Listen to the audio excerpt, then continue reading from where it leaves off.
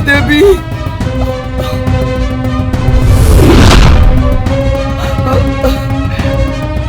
अब हम कुछ सुने के कोयले भाग रहे। कहाँ जाता? जब दिखाई देना आज ना छोड़। दौड़ा दौड़ा के हमें खपा होता।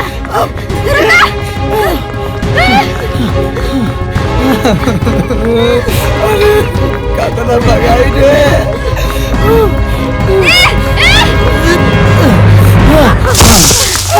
रुकी, रुक जा। अब हमरे से ना भगल जाए। हम थक गनी। हमर सांस फूलता। तारा मारे के बनू, तारा मारे के बनू।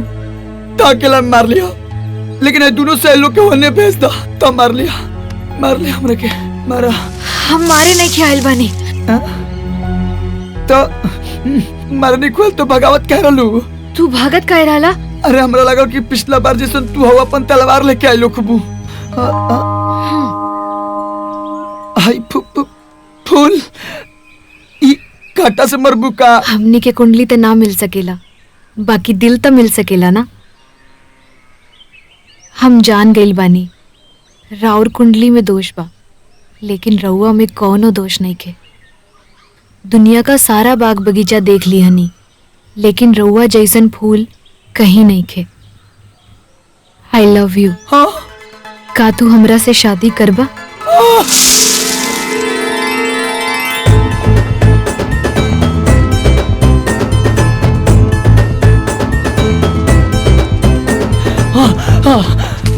का कहलू? I love you. हाँ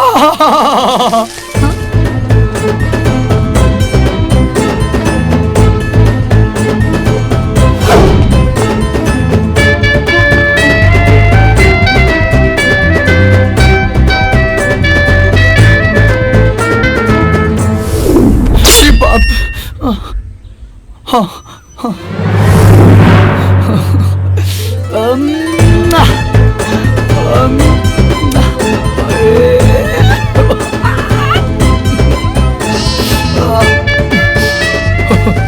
काकोलो फिर से बोलो। I love you.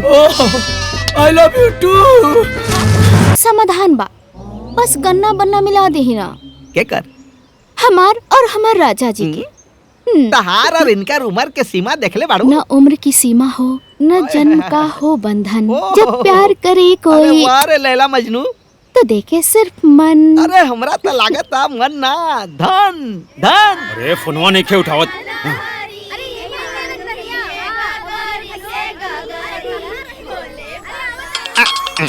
अरे मंगल के मम्मा फिर फोन करा था। बारात में तो जइबे ना करब जब से पैसा ना ले। पंडित जी फोन बहुत डिस्टर्ब करता। गन्ना बन्ना बैठाई। देखा तोहार गन्ना बन्ना बन गइल बा, बाकी यहाँ के ब्याह है के ना ऊपर यमलोक के। हाँ? मतलब अब कोनो समाधान नहीं खे? अरे समाधान बा, बाकी सूर्य से लेके चंद्रमा तक, राहु से लेके केतु तक, मंगल सबकर ब्याह पर थोड़े टेढ़ी चाल हो गइल बा। अब टेढ़ी चाल के सीधी करे खातिर पूजा हवन करावे के पड़ी। भारी खर्चा लागी। कितना लागी? अरे कम से कम 51,000 खर्चा लागी। अरे कहीं का? अरे धरा भाई। अजी तो दे दी। बच गए। ठीक है दे दे। अच्छा अरे चला तब बजावा सहनाई हो जाए बिया। जा जा जा निकल, संभार के ले जाइए हो, कहीं तेरे ही ना करे के पड़े। हे प्रभु, हे दीनानाथ, क्या होता हो? लागत है कलयुग एकदम पीक पे आ गइल बा। पंडित जी, फिर आ गइले। हट हट हट। चली महाराज, हमना दे भाग। चली महाराज, सब अघोरता बारात निकले के बा। का चली? 500 रुपया मिलल का भाई? जोन तय भइल रउवा के मिली ना। करी है बिया, पंडित फोकट के चाहिए। हट है बोनी करी महाराज। है ले 500 रुपया। चला चली चलाई, दुआरे तक चले के हो गई। चला दुआरे तक चलब। ओकरे आगे एक कदम ना। आई चल चली। कैसे बियाह करवावता नहीं, मुंह मत खुलवावा।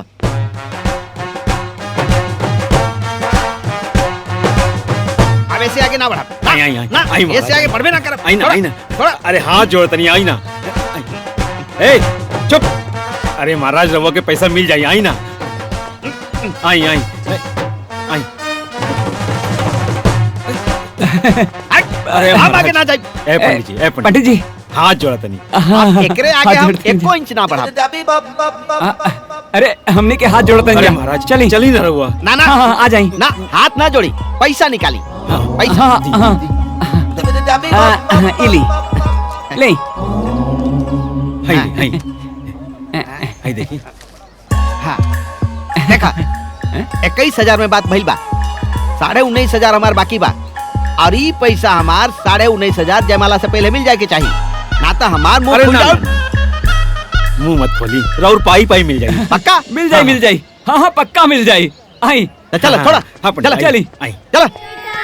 आई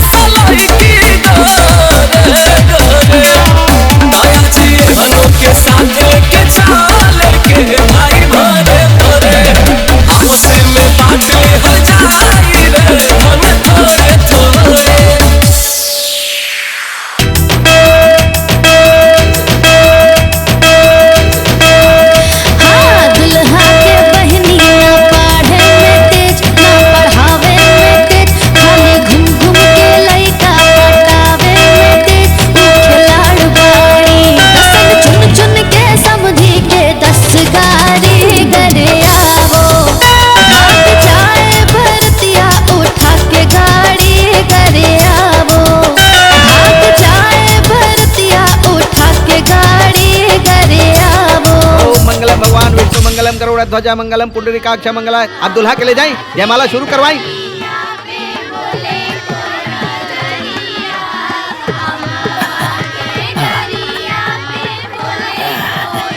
जा तू लोग कुछ खा ला, जा जा।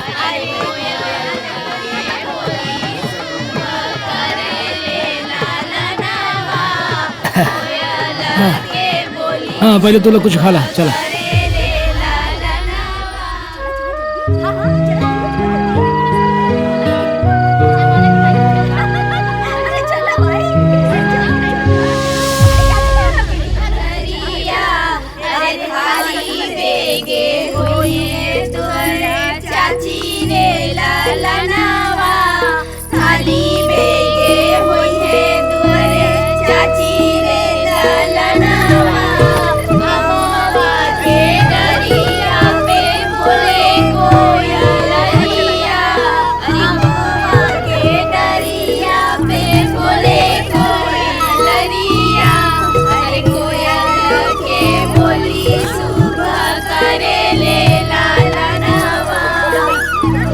अरे छोड़ा इसे ना चले पैसा हम ना माना रुकी पंडित जी। लाइकी अरे स्टेज महाराज, पे पहुंच ब्याह तक गए। आदमी अब पहले पैसा आया। जमा। दे दे ना।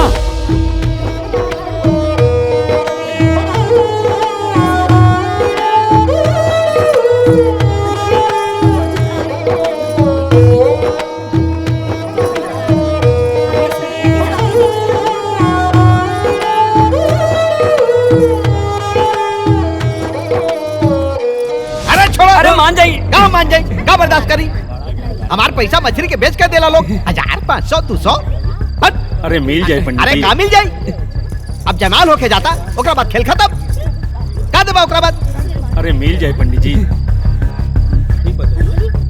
पंडित जमाला पड़े जाता अब हम बता दे ये लड़का मंगला हो रुक जा।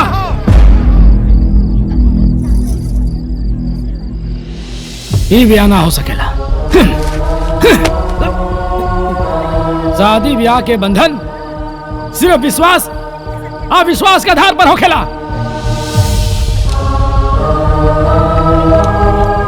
तू लोग मिलकर हमरे बेटी के साथे विश्वासघात कैला,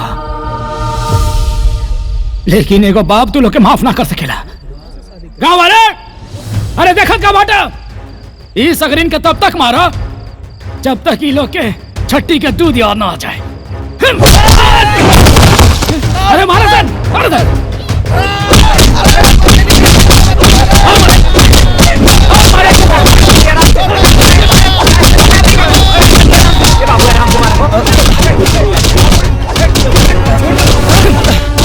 अरे अरे बुलबुल को ब्याह कर ना ना ब्याह कर बेटा। ना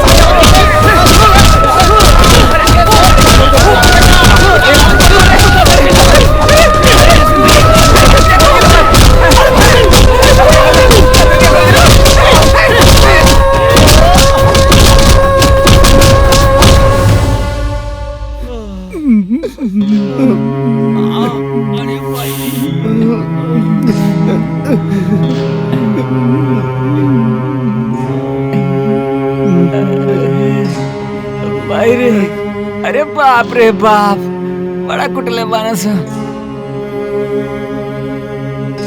अरे भाई रे ये पैसा के चक्कर में पिटा गई नहीं ना छेना मिला ना फूल की चाट मिला लाठी डंडा जा तू लोग पवने के मरला सत्यानाश हो जाई। नमस्कार मैं धनसुख। नमस्कार, हम बनी मनसुख। देश के चौथे स्तंभ पर हमला हुआ है। वैसे हमरा भी स्तंभ सूजा हुआ है। हम पत्रकारों पे चाहे जितना हमला हो जाए चाहे जो भी हो जाए हमने जैसा कि आपसे वादा किया है गांव से चौराहे से चट्टी से नल से चापाकल से आप तक समाचार पहुंचाते रहेंगे। हम पहुंचाते रहेंगे। आखिर कब तक यह मंगल होता रहेगा? कब तक? हमें अपने सूत्रों से पता चला है कि ये सारी घटना मंगला मंगली दोष की वजह से हुआ है जो कि ये देश बिल्कुल बर्दाश्त नहीं करेगा। आखिर कब तक हम इन कुरीतियों को मानते रहेंगे? कब तक दूल्हा और बाराती पिटते रहेंगे? कब तक?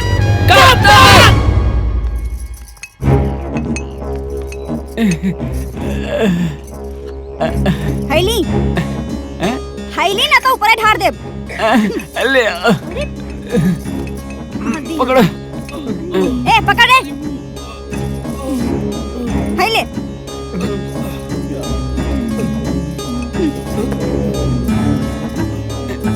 अरे मायरे, लइका बच्चा बूढ़ पुरनिया बराती बैंड वाला मामा फूफा सब के सब पिटाइल बड़ा सन। अरे छोट छोट लइका भी पिटा गइल बड़ा सन। अरे ठीक भइल ई घर के मेहरारू बराते ना गइली सन ना तो उहो कुल पिटा गइल रहती सन।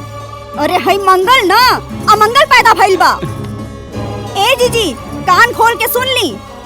वैसे तो कोनो चांस ना बा कि एकर बियाह होई, लेकिन हाँ अगर गलती से ई अनहोनी होइयो गइल ना त हमनी के न्योता मत दे। राउर भाई अब इमली घटावे ना इहन, ई जान ली। बाप रे बाप, का मंगला भइल इतना गुनाह बा, हमार किस्मत इतना खराब बा। एकर ले बढ़िया रही कि हम मरिए जाती। हाँ। अरे हई मंगल ना अमंगल पैदा भइल बा। ए जीजी कान खोल के सुन ली। वैसे तो कोनो चांस ना बा कि एकर बियाह होई, लेकिन हाँ अगर गलती से ई अनहोनी होइयो गइल ना त हमनी के न्योता मत दे।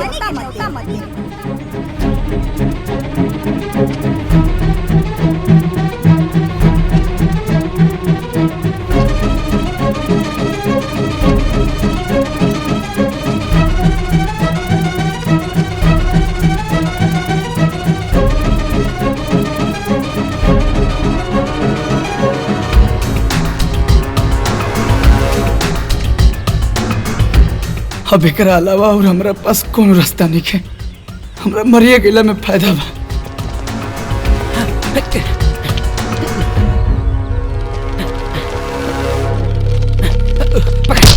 फोकस करो, आप दुल्हा थे, हम बाराती थे। आपके बारात में आप भी मार खाए, हम भी मार खाए। बताइए, हम तो नहीं मरना चाहते, आप आखिर क्यों मरना चाहते हैं?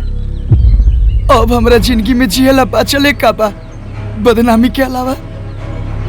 लड़की वाला अपने दरवाजा पर बुला के ऐसा मरलसन कि केहू कुकुरों के ऐसे ना मरेला। मामा मौसा फूफा यहाँ तक हमारे बाप के भी कचार दिहलसन। मामी ताज हमने से रिश्ते तुर लेली। मानो गलती से आगे चल के हमार ब्याह शादी होई। मामा तो यहाँ ना, तो अब कैसे गवाई कि मामा हाली हाली इमली घुटावे। मामा हमरे के बोर जाए दो लोग। अरे हम मंगला बनी थे में हमार का दोष बा? क्या मंगला होना एक दोष है?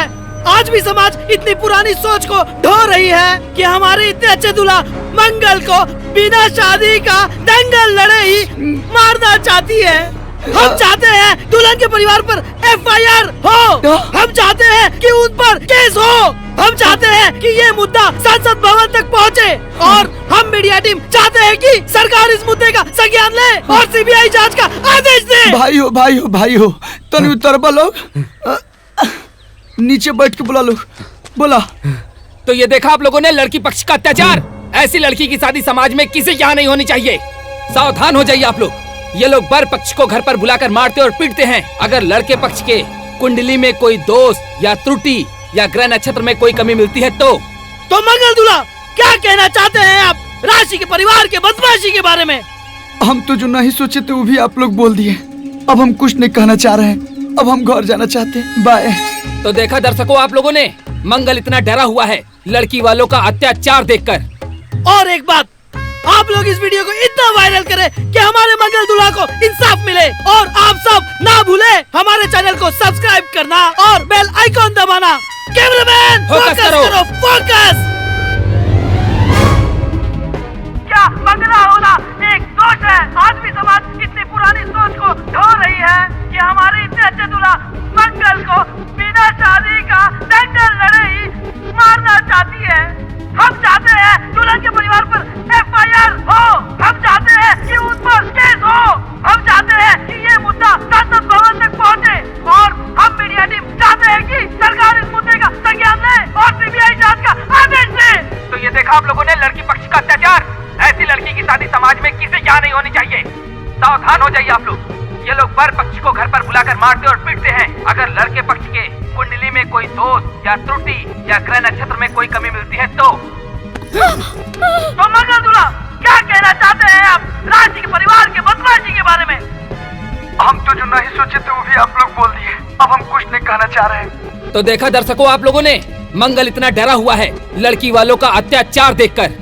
और एक बात, आप लोग इस वीडियो को इतना वायरल करें कि हमारे मंगल दूल्हा को इंसाफ मिले। और आप सब ना भूले हमारे चैनल को सब्सक्राइब करना और बेल आइकॉन दबाना। कैमरामैन फोकस करो।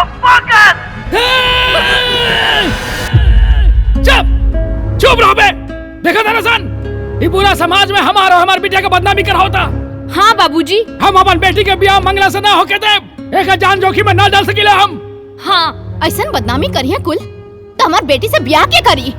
लातन के भूत बातन से ना मनिहन सन। माई सही कहा तारी बाबूजी, सही कहा तारी। हाँ। एके मरे के शौक बना, एके मार के आवल जाई। ए बेटी निकाल तलवार लाठी डंडा। हाँ। चल मंगरा के यहाँ। हाँ हाँ हम अपनी सहेली सबके भी बुला लेता हाँ है। बुलाओ चल।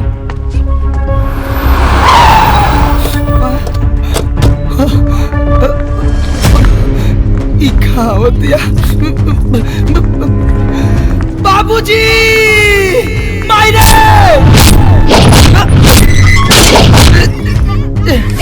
बाहर निकल। ना ए मंगला बाहर निकल ना।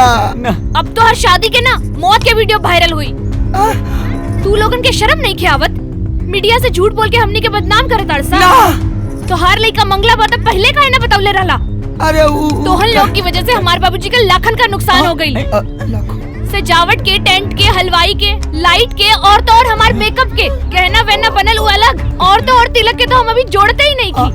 अब हम जाके मीडिया वालन के बताएं ना कि तू लोगन की वजह से लड़की वालन के कितना नुकसान भइल बा। अगर हमनी के चाहब ना तो तू लोग के दहेज के केस में जेल के अंदर भिजवा दे। बाबूजी हम कुत्ता के कलर है धोनी के मनसा और साजिश कुल हम समझता नहीं है। धोनी का क्या लागत रहे हैं? धोनी के लागल इस समाज में हमार बिटिया बदनाम हो जाए ना, ना। हमार बिटिया के बेइज्जती हो जाए ना, ब्याह ना होके आचरा में मत लुको। गिद्ध के गोरौले गोरू नहीं मरेले। कचरा में लुकाते रहे। अरे हम रिटायर फौजी है फौजी। हम बॉर्डर पे अपन देश के रक्षा करत रहिया। ए समाज में अपन बिटियों का रक्षा कर सकीले हम। हाँ ससुर जी। हाँ देखा था सन मारो सन इनके। बाहर निकल।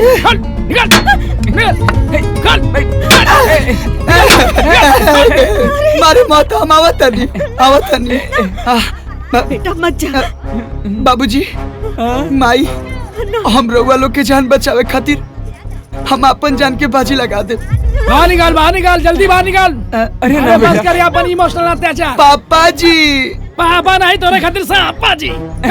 निकल हाँ निकल मत कोस दे बाबा। आवतनी जल्दी आओ बेटा बचा के। हाँ ज्यादा भोला मत बोल के निकल बाहर निकल।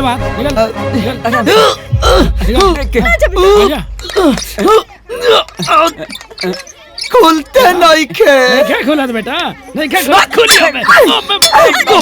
आराम से आवतनी पापा जी आवतनी।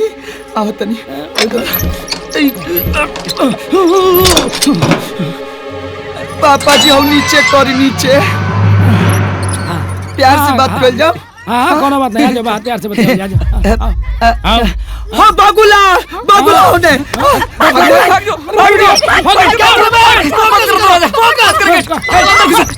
हम लोग पीछा करते हैं।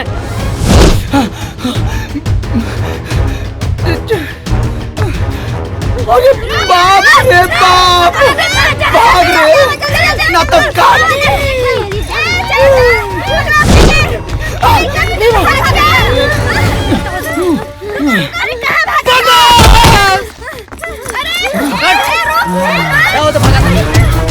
अरे एकरा के कॉमनवेल्थ गेम में भेजा सना रे।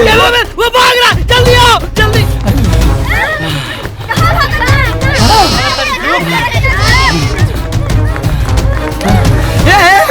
एक मिनट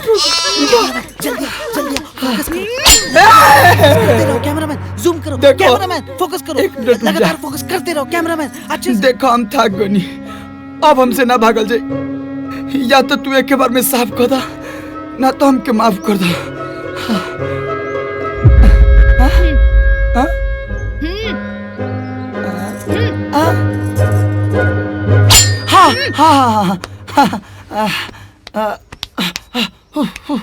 बैठा चल बाकी ना।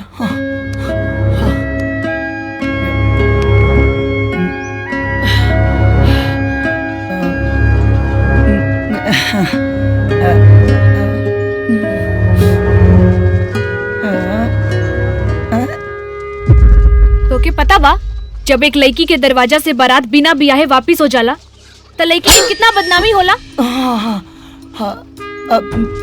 उ रात उ जयमाला के फूल कांटा बन गई रहे। जोन चुभन जोन दर्द हमार घर परिवार पर बीतल उ तक कोनो मीडिया वालन के दिखाई न देहलस।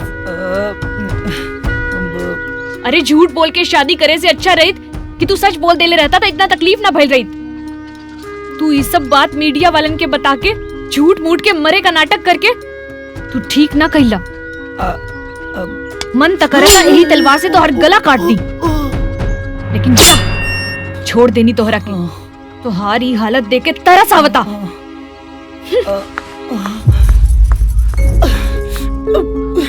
हम कतना भागा बनी करो तनिका हो जाता का मीडिया वाला। तो मिल गया हमें नया मसाला। वर पक्ष पर हो रही है जास्ती, अब इस मुद्दे पर होनी चाहिए बड़ी बहस। तो हम अपने वीडियो के माध्यम से वर और वधु पक्ष दोनों को करते हैं आमंत्रित चौकी पे चर्चा में। और जो भी इस चर्चा में नहीं पहुंचेगा तो होगा उसमें सबसे बड़ी खोट और लगेगी दर्शकों को चोट। कैमरामैन फोकस करो। तो अब हम चलते हैं अपने भाई मनसुख से मिलने, जिसकी तबीयत खराब हो गई है कल बारात में मार खाने से, और लेते हैं उसका हाल, क्योंकि उसका भी चर्चा में पहुंचना है बहुत ही जरूरी। अरे मिल गए रतन सगरी लोगन तब मार के घरवा भर के हाथ गोड़ तोड़ देले रहती। पापा मम्मी दीदी और एगो वीडियो डाल देला रिपोर्टरवा। तो मिल गया हमें नया मसाला। वर पक्ष पर हो रही है जास्ती, अब इस मुद्दे पर होनी चाहिए बड़ी बात। तो हम अपने वीडियो के माध्यम से वर और वधु पक्ष दोनों को करते हैं आमंत्रित, और जो भी इस चर्चा में नहीं पहुंचेगा तो होगा उसमें सबसे बड़ी खोज चौकी पे चर्चा में। चर्चा चौकी पे चर्चा।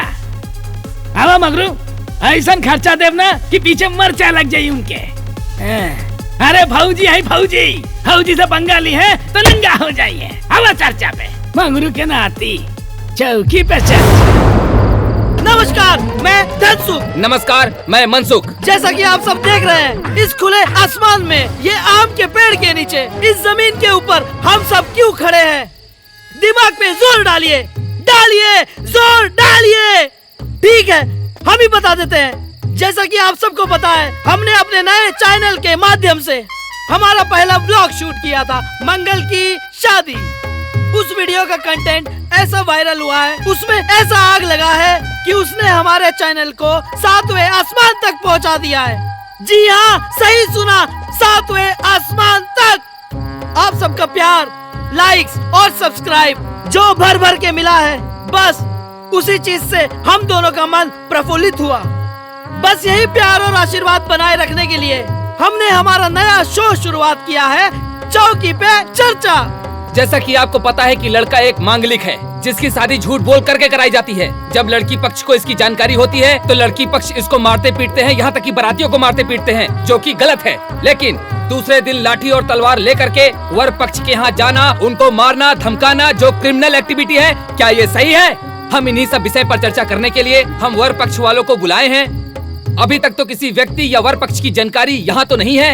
ये लो, वर पक्ष आ गए। चलो उनका स्वागत करते हैं। कैमरामैन फोकस करो, फोकस। वर पक्ष यहाँ आ चुका है।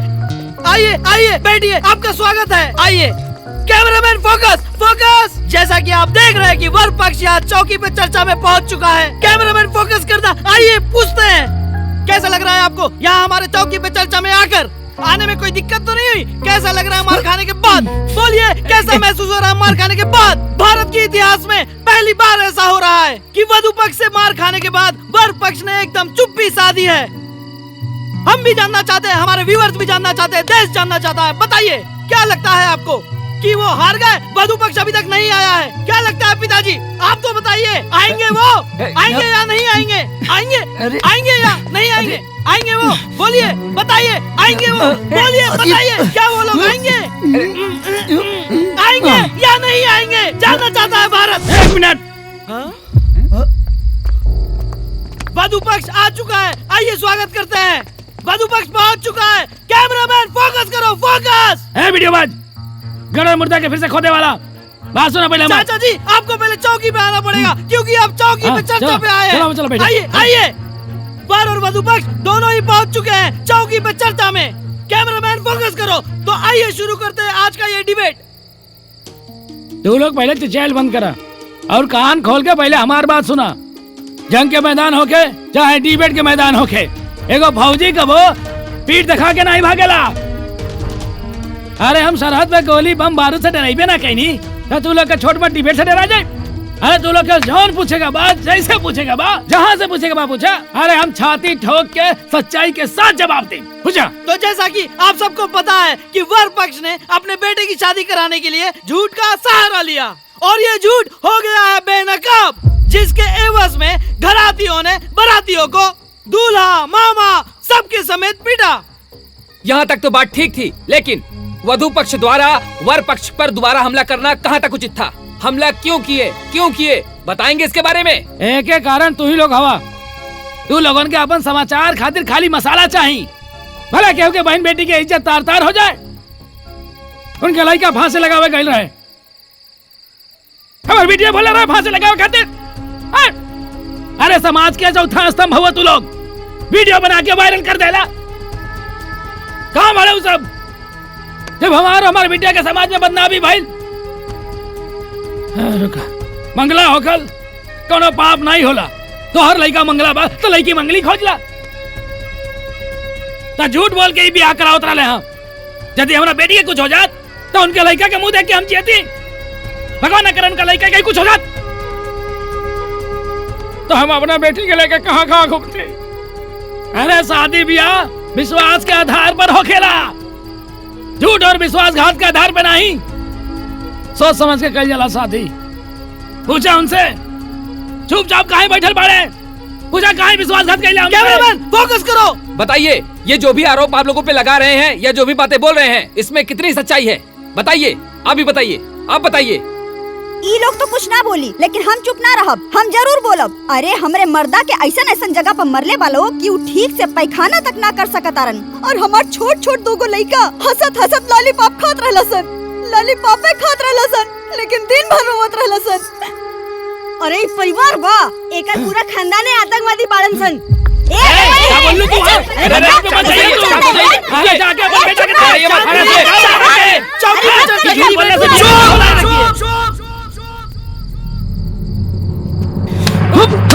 अरे भाग गई जैसे। हमरे शादी के और तमाशा मत बनाओ लोग। अरे मानता नहीं कि हमने के झूठ बोल के शादी करे की कोशिश करनी जाए, लेकिन होनी और अनहोनी कहीं के दरवाजा पर दस्तक ना देवेला। और हम अपने जयमाला के फूल इनके अर्थी के फूल नहीं की बनावल चाहत। एले बढ़िया रही कि हम कुंवारे रह जीती।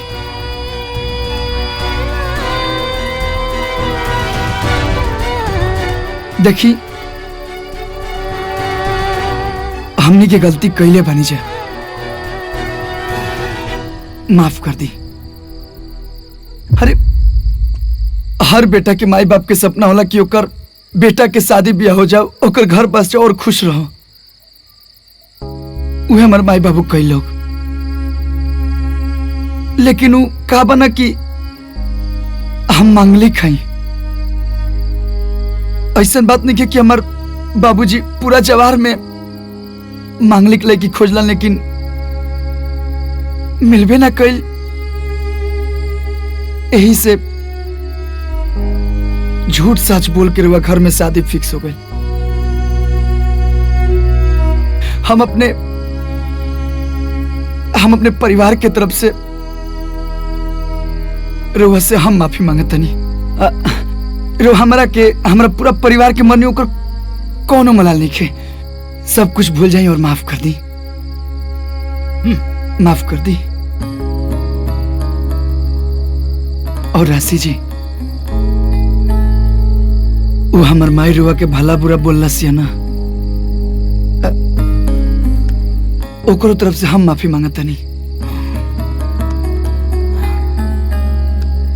हमरा किस्मते में नहीं खे शादी। जब भगवान लिखल है निकन के हमार शादी होको तो ए लोग के चाला से हमार शादी कैसे हो सकेला? माफ कर दी लोग, हाँ माफ कर दी। चले बाबूजी।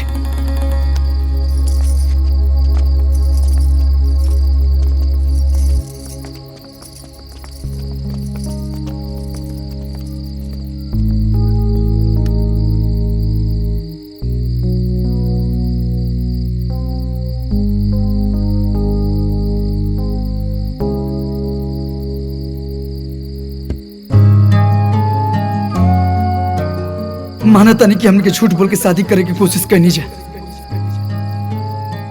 लेकिन होनी और अनहोनी कहीं के दरवाजा पर दस्तक ना देवेला। और हम अपने जयमाला के फूल इनके अर्थी के फूल नहीं की बनावल चाहत। एले बढ़िया रही कि हम कुंवारे रह जीती। हमने की गलती कैले बनी जाए, माफ कर दी।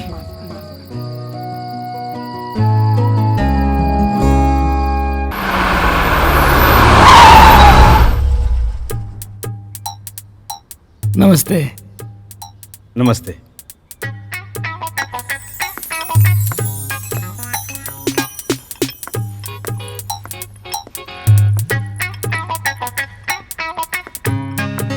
रख दे बेटी। नमस्ते। ले आ जाओ। जी।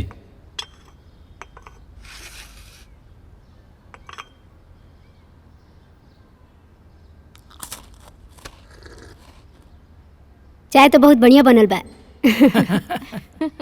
देखिए भाई साहब, आप चुप रही ना, हम बोला तानी। देखिए भाई साहब जी, वैसे तो दान दहेज की हमनी के सख्त खिलाफ बनी जा, जी ये तो बड़ा पना आपके। पर गांव समाज भी तो कुछ होला नु। उपहार समझ के आप कुछ भी दे हम ना तो हमनी के रख ले। वैसे तो लोग 10 लाख, 5 लाख, 15 लाख मांगेला, पर हमनी के बस 2,51,000 आप दे दी। अब समाज में हमनियों की इज्जत रह जाई। मड़ा में जैसे लड़का के अंगूठी, सिकड़ी, घड़ी, जैसे कि छोट मोट गाड़ी, बुलेट। हाँ, बुलेट। हाँ हाँ जी, हाँ बुलेट, हाँ जी हाँ, तो आप दे दे हम ना, तो मड़वा की शोभा बढ़ जाई नु। देखिए भाई साहब, जब आप लड़की के विदाई करब 5-7 थान गहना तो आम चीज बनू, वो तो केहू भी देवेला, तो लड़की के बिना गहना के साथ विदाई ना करम नु। भाग! चल निकल यहाँ से।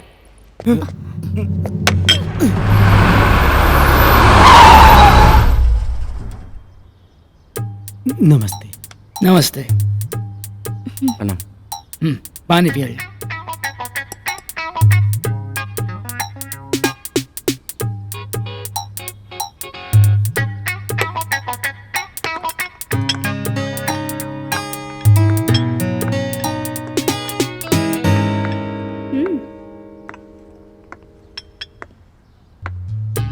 रखा बेटी। नमस्ते। यू नो एक्चुअली भाई साहब, हम ना थोड़े मॉडर्न टाइप के हैं। जी। हम चाहेंगे कि हमारा बेटा और आपकी बेटी आपस में मिलजुल कर कुछ बातचीत कर ले, एक दूसरे को पसंद भी कर ले। Do you have any problem?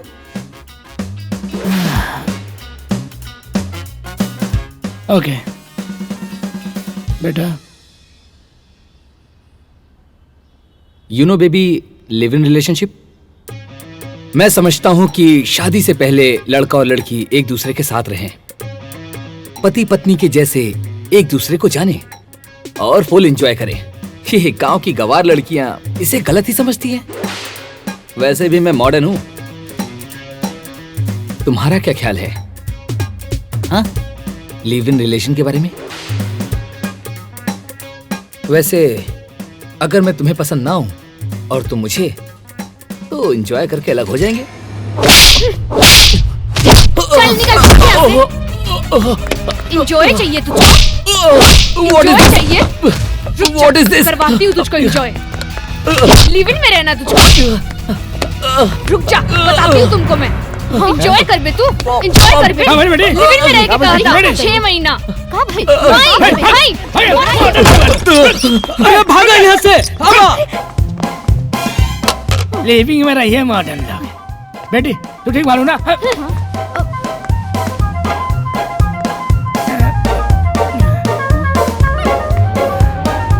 हम पाप कर दिले का?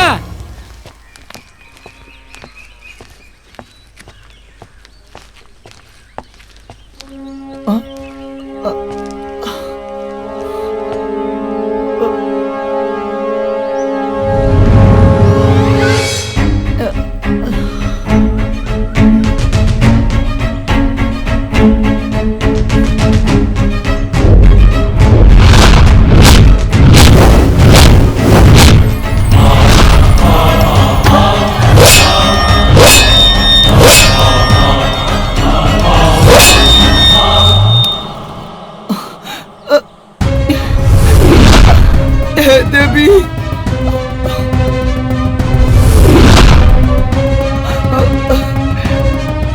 अब हम कुछ सुने के कोयले भाग रहे।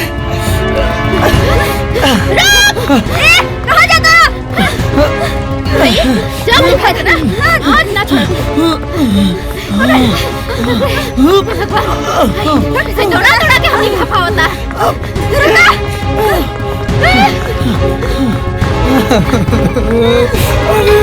कातना भगाई रे।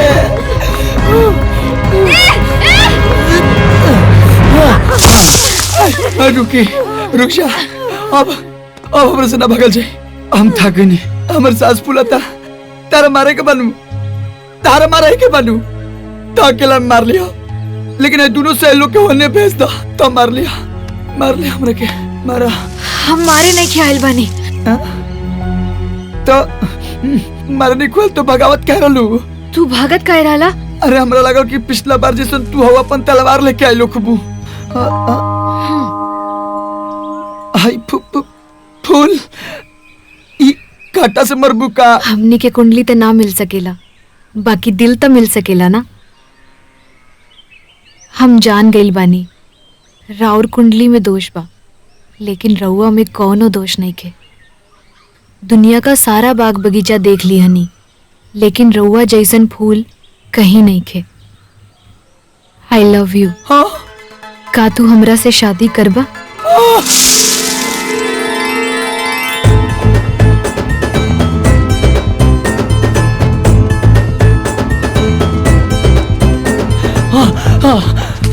का कहलू? I love you. हाँ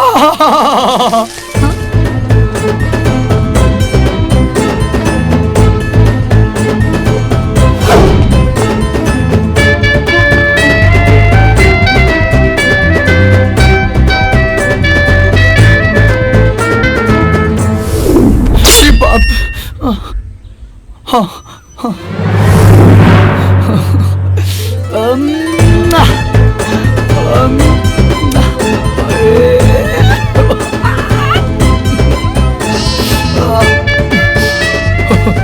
क्या बोलो फिर से बोलो? I love you. I love you two.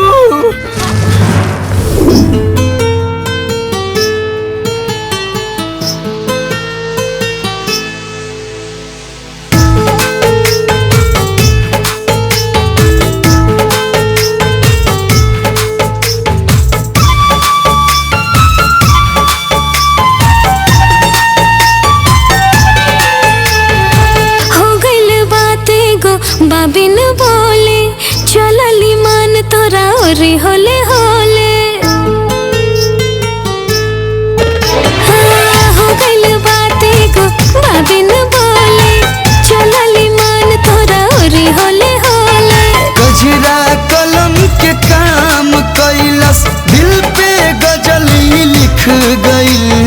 होठवा हाँ हाँ हाँ होठवा करेला माना, बाकी अखिया में प्यार दिख गई। होठवा करेला माना, बाकी अखिया में प्यार दिख गई।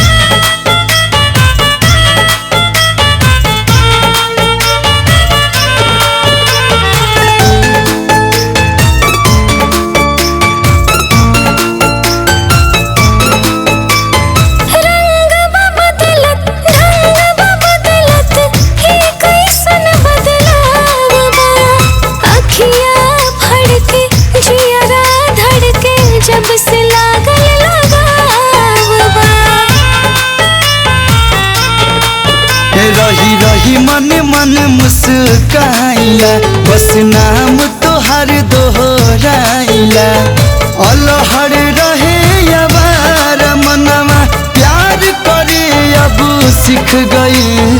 होठवा हाँ हाँ हाँ हाँ, उठवा करे लमाना बाकी, अखिया में प्यार दिख गई। होठवा करे लमाना बाकी, अखिया में प्यार दिख गई।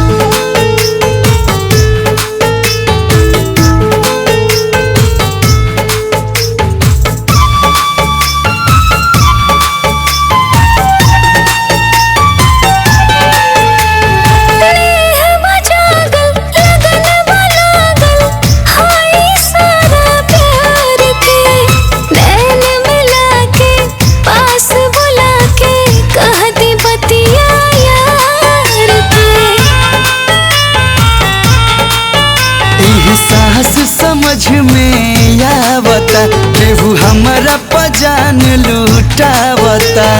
जान हो जान हमार तोहार, एक मुस्कान पे बिक गई। होठवा हाँ हाँ हाँ हाँ, होठवा करे लमाना बाकी, अखिया में प्यार दिख गई। होठवा करे लमाना बाकी, अखिया में प्यार दिख गई। मंगल और रांची का हुआ मिलन। रांची ने मंगल को गुलाब के फूल देकर किया अपने प्यार का इजहार। मंगल और रांची की जोड़ी हुई हिट।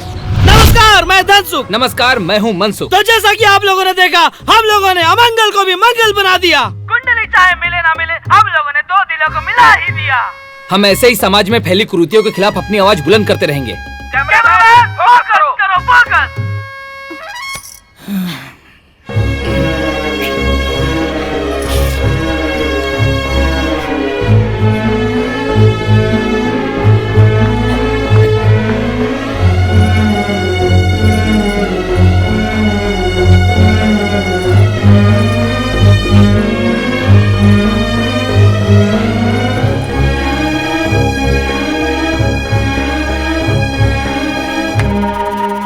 वाह बेटी वाह, हमरे 25 साल के प्यार दुलार के बहुत बढ़िया सिला देलू हमके। यही दिन खातिर तो के शिक्षा और संस्कार देले रानी ना। जोन लइका हमरे इज्जत के समाज में तार तार कर देलस, पूरे बिरादरी में हमार तोहार तमाशा बना देलस। तू वही लइका से शादी कर जाता लू। ये शायद हमरे प्यार दुलार में कमी रहल, शायद हमरे संस्कार में कोनो कमी रह गई। सही कहल गइल बा, विनाश काले विपरीत बुद्धि। मुँह का देखत हूँ, समझाओ अपना लाडली के। बेटा, तू जानबूझ के माहौर काहे खाता रू? तू जाना तारू ना वो लइका मंगला हा। अरे काल के तहरा कुछ हो जाए तो हमनी दोनों के होई कैसे जियब जा। रो मत, एकरा सर पे प्यार के भूत चढ़ गइल। हम तू अगर दुश्मन है पागल। माई, बाबूजी, कुकुर के रोवल अनहोनी के संकेत होला, लेकिन रउआ एक बात बताई, ओकरे रोवला से पूरा गांव मर जाला का? हाँ, और जेकर नाम ही मंगल हा, वो केहू खातिर अमंगल कैसे हो सकेला? अरे अपने घर में अमंगल बनके तो ऊ लोग आयल रहलन जिनकरा के बहू ना दहेज चाही। मंगल मन के बहुत अच्छा बा बाबूजी। रउआ हमार शादी मंगल से करा दी। और रहल बात होनी अनहोनी के, तई सब इंसान के हाथ में ना, भगवान के हाथ में होला। एके नियति पर छोड़ दी। रउआ हमार शादी मंगल से करवा दी।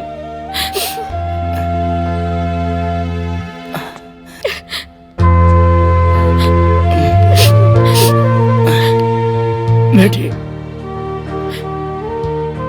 संतान के खुशी के आगे एगो बाप के जिद और समाज के मान मर्यादा के कोनो मतलब नहीं होला।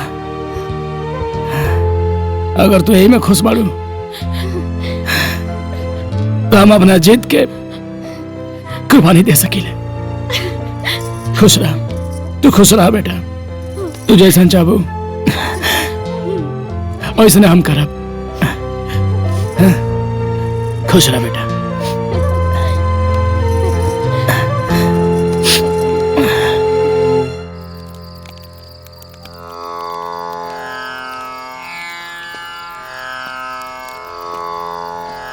प्रणाम गुरुजी। खुश रहे। बैठी जजमान।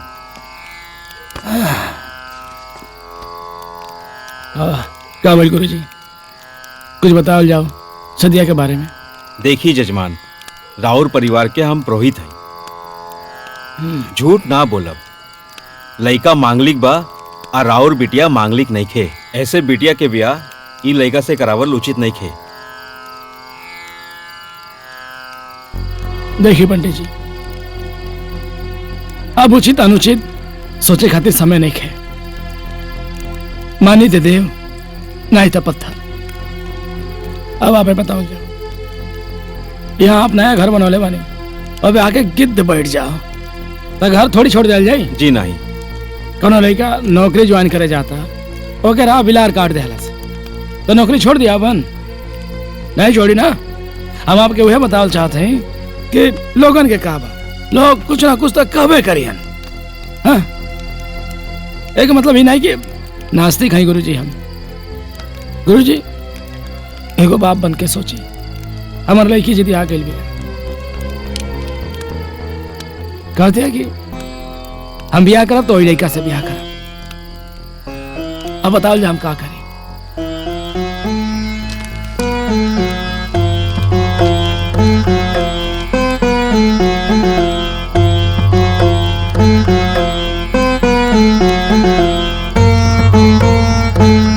ठीक बा जजमान। दिवाली के बाद 25 नवंबर के शादी के शुभ मुहूर्त बा। बाकी पूजा पाठ से जोन हो सके हम करब। आपके बहुत बहुत धन्यवाद। खुश रहो। राशि अम्मा, राशि अम्मा। का हाजी? कहाँ बड़ो? का हा? गुरुजी के यहाँ गई लाली। अच्छा, शादी की बात करे खातिर। गुरुजी कहला कि लड़का मांगलिक बा, अनहोनी हो सके।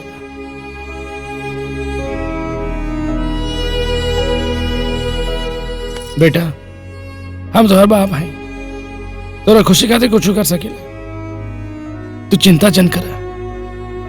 हम तोहर शादी वही कैसे कराए। हम पंडित जी से बात भी कैले हैं, दिन तारीख सब रखा गई बा। और पंडित जी कहला कि जितना पूजा पाठ हो सकी वो करी है ताकि दुष्प्रभाव के असर कम रहे। अब खुश बालू ना? खुश बेटा। हम तोहरा सामने ही समधी जी से बात कर लेते हैं, ठीक बा?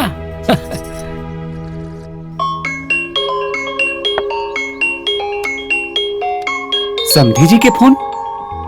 नमस्कार समधी जी। नमस्कार नमस्कार। वो क्या होला ना, कभी कभी खुशी के बाद भी जाहिर कैले में ना बहुत डर लगेला। हम रउआ से को बात कहल चाहते हैं। हाँ हाँ कहीं ना। हमरे और आपके बीच में जौन भी मन मुटाव भइल ओके भुला के ऊपर मिट्टी डाल के हम अपन रिश्ता के फिर से आगे बढ़ावल चाहता नहीं। हम अपन बेटी राशि के हाथ आपके बेटा मंगल के हाथ में देहल चाहता नहीं। अच्छा। और दिवाली के बाद 25 नवंबर के दिन तारीख है, शुभ मुहूर्त बा। जी समधी जी, हम आपके डर से वाकिफ बानी, लेकिन आप सब कुछ भुला के सच्चे दिल से और ईश्वर के नाम लेके शादी के तैयारी शुरू करी। वैसे भी विधि के विधान के टाल सकेला। आप शादी के तैयारी करी, हम टाइम से बारात लेके पहुंच जाए।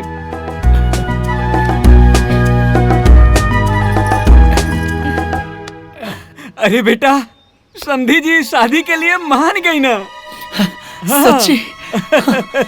आप खुश बारा ना?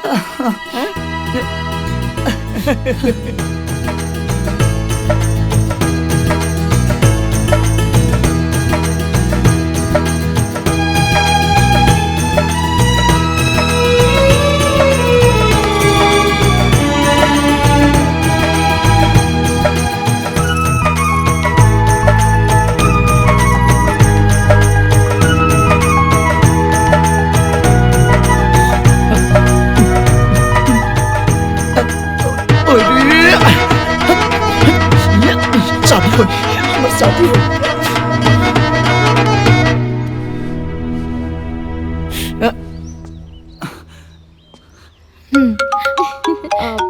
बाबूजी हम बताएं। जा बेटा, चलो चला आवा।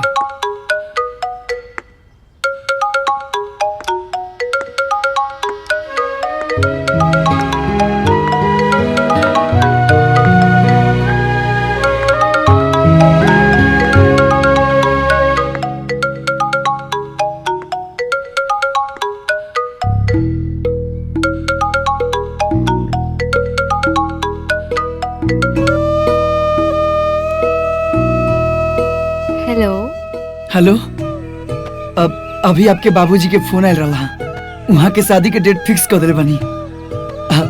अब देखी ना, रोआ याद में रात हम सूती तो सितारा के नतरनी। अब जब से दिन धराइल बा तब सब दिन गिने के पड़ी। बस 10 दिन और इंतजार कर ली। 10 दिन के बाद हम दुल्हन बनके हमेशा के लिए आपके हो जाएंगे। वैसे एक बात पूछी? हाँ पूछा। जैसन लोग कहता रे कि अगर ये शादी भइल तो या तो आप मरब या हम।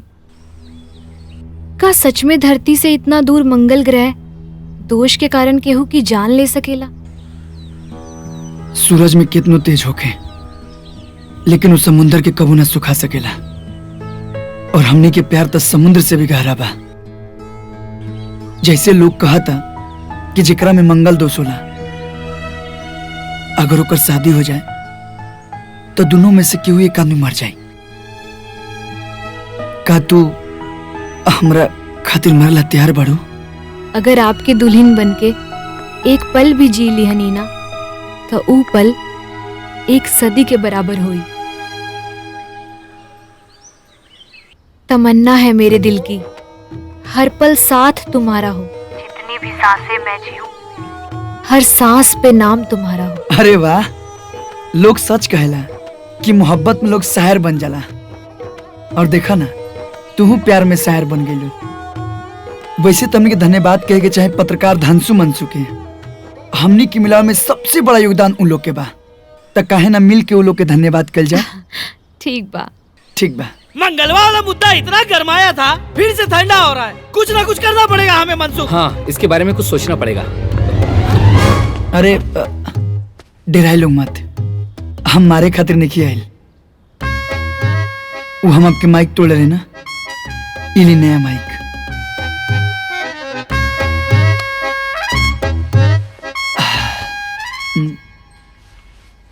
उकाबा की पत्रकार लोग के माइक माइक ना, करोड़ों लोगन की आवाज होला। और ई माइक रउआ लोग के नया आवाज और नया सोच खातिर। अगर आप लोग माइक में अपन आवाज बुलंद ना कर रही थी लोग, तो आज हम और हंसी एक ना हो पाती और हमने की शादी ना हो पाई। तो माइक से आप लोग ऐसे ही एक से बढ़ के एक मुद्दा उठावत रही और नामुमकिन के मुमकिन करके दिखाई। दिल से बहुत बहुत धन्यवाद। और शादी में आए लोग जरूर, आप भी। चला चले के। कैमरामैन फोकस करो, दर्शकों को बताते हैं कुछ।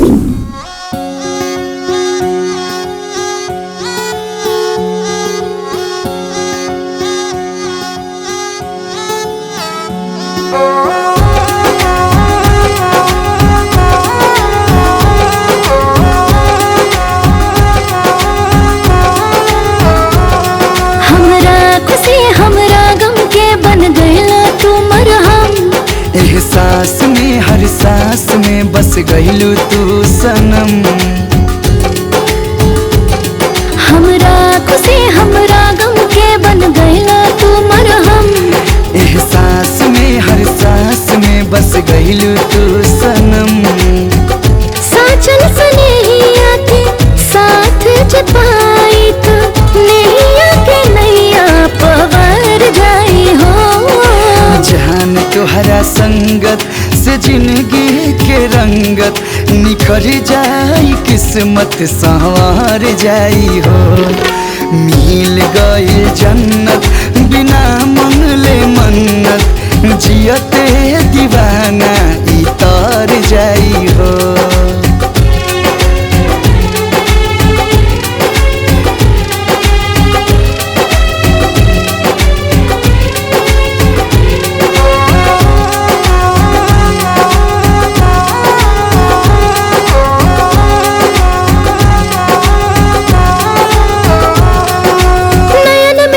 के राखब कजरा जैसन शौक से, पनपी प्रीतिया न जाकत नोक झोंक से। हमारे रोवा रोवा अब गीत गावता, केहू दिल के वाणी खटखटावता। जब अपना राजा से मिली रानी, नैना से नैना भी लड़ जाई हो। जान तोहरा संगत से जिंदगी के रंगत निखर जाई, किस्मत संवार जाई हो। मिल गई जन्नत बिना मंगले मन्नत, जियते दीवाना इतर जाई हो।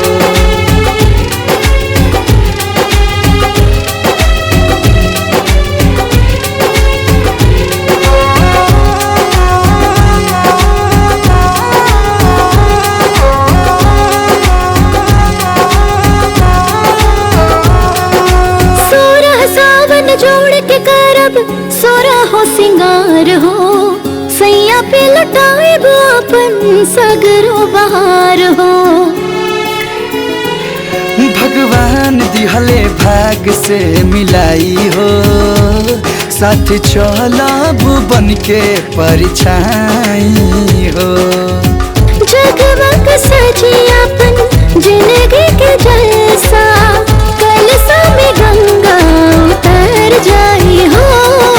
जान तोहरा संगत से जिंदगी के रंगत निखर जाई, किस्मत संवार जाई हो। मिल गई जन्नत बिना मंगले मन्नत, जियते दीवाना इतर जाई हो।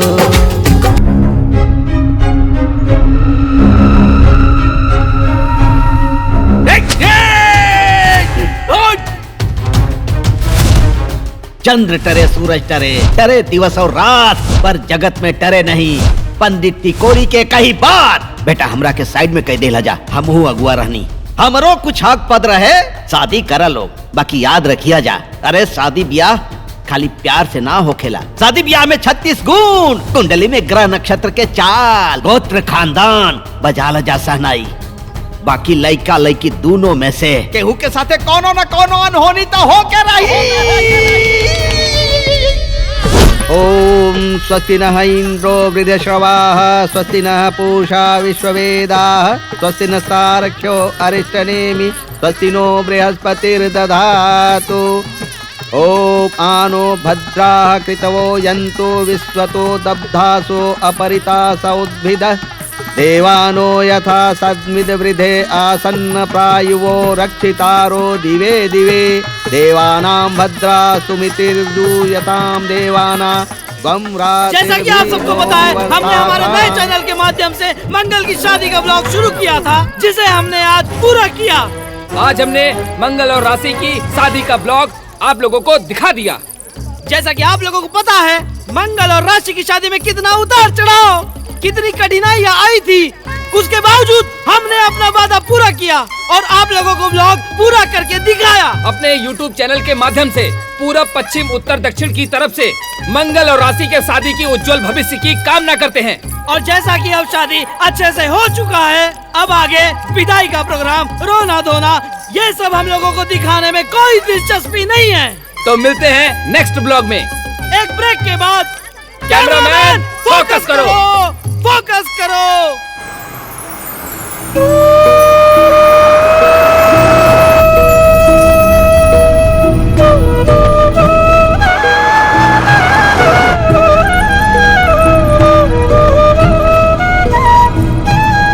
मत रुआ।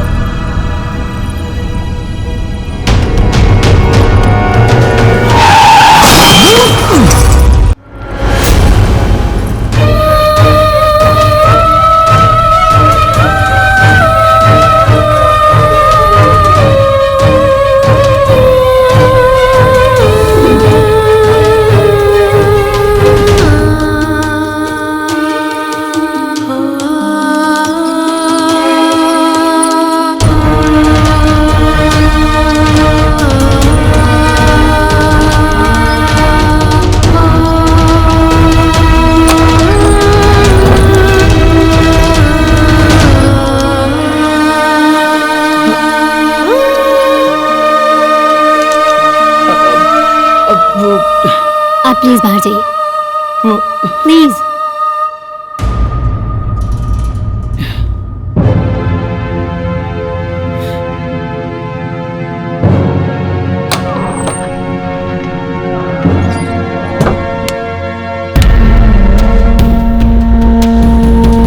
हक में हमारा फैसला दे दा, हमनी के हक में फैसला दे दा, हे विधाता हमके हौसला दे दा। टूट जाए हिम्मत ता जिंदगी के रंगत, बिखर जाए किस्मत उजाड़ जाए हो। भगवान मांगे मन्नत जे छूट जाए संगत, ताजियाते दीवाना मार जाए हो। जियाते दीवाना मार जाए हो।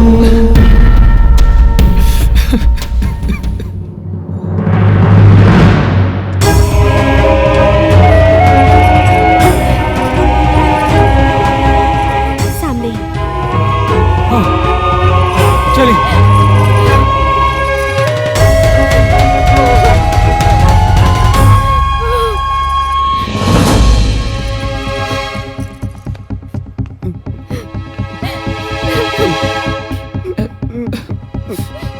बाबूजी शांत हो जा बेटा, शांत हो जा। बाबूजी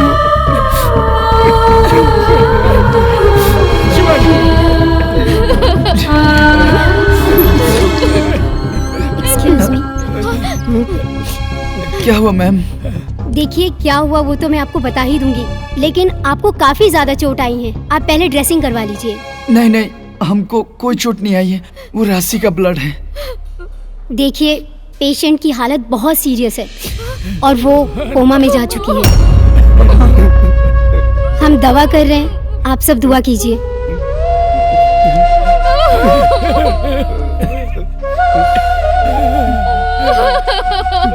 का भगवान तुहार का खेला बा? अरे मंगला हाँ भाई, और मंगला के कहरी राशि पे हो गई। हमरा जो नौके के चाहे तो हमके एको खरोच तक ना आई। अरे हमारी भागल हो मेरा नहीं, हमरा बेटी के प्यार में। अरे हम क्या के बात नहीं माने के चाहते रहे। पंडित जी पहले ही कहले रहे कि बियाह ना होके के चाहे। हम क्या करें बाप? हम कहाँ जाए? क्या करा बस? अरे बेटा बेटा हमरा के लागत है कि टिकोरी पंडित के पास चले के चाही। उन्हें पता ही है कि का उपाय करे के बा। चला उन्हीं के पास चल के ही पता चली। हाँ, चला चले।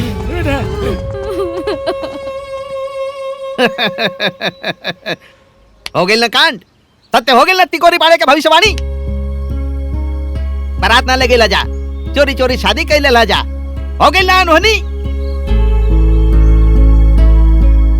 अरे अब दवाई ना, पंडित टिकोरी पाड़े के उपाय बचाई जान तोहरे मेहरारू के। अरे हर ग्रह के काठो पंडित टिकोरी के पास। रुआ जवन कब जैसे कब हम वो सब करब, बस राशि के स्वास्थ्य में सुधार हो जाओ और वो ठीक होके घर आ जास। कौन उपाय कर दी? उपाय बा कि अब तोहार मंगल दोष उतारे खातिर तोके कोनो काली कुतिया से ब्याह करे के पड़ी। खाली ब्याह है ना, हर रस्म रिवाज निभावे के पड़ी।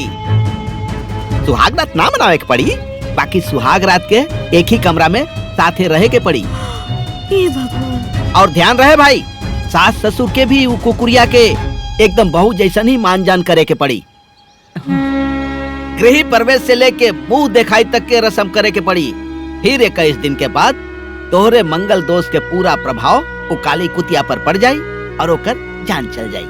फिर तोहार पत्नी ठीक होके घरे आ जाई। और कुछ उपाय बा, पूजा पाठ हम घरे करत रहब। 21,000 रुपया लागे, निकाला दक्षिणा। दक्षिणा निकाला दी बाबूजी। सोचा ना, अरे निकाला, ढेर सोचा मत भाई संकट में। मंगलम भगवान विष्णु मंगलम गरुड़ध्वज मंगलम पुंडरीकाक्ष मंगलाय तनो हरि। नमस्कार, मैं धनसुख। नमस्कार, मैं मनसुख। मंगल की शादी में ढकोसलों की बाढ़ आ गई है। जानता है भारत, आज दुनिया चंद्रयान पर पहुंच गया, उसके बावजूद भी मंगल की शादी हम एक कुतिया से कराने जा रहे हैं। कैमरामैन फोकस करो, फोकस। वो देखो, कुकुरिया बहुत ही उदास दिख रही है। वो सोच रही है कि आगे मेरे साथ क्या क्या होने वाला है। इंद्रो वृद्धश्रवाः स्वस्ति नः पूषा विश्ववेदाः। अब फेरा पूरा हो गए, सिंदूर दान करा।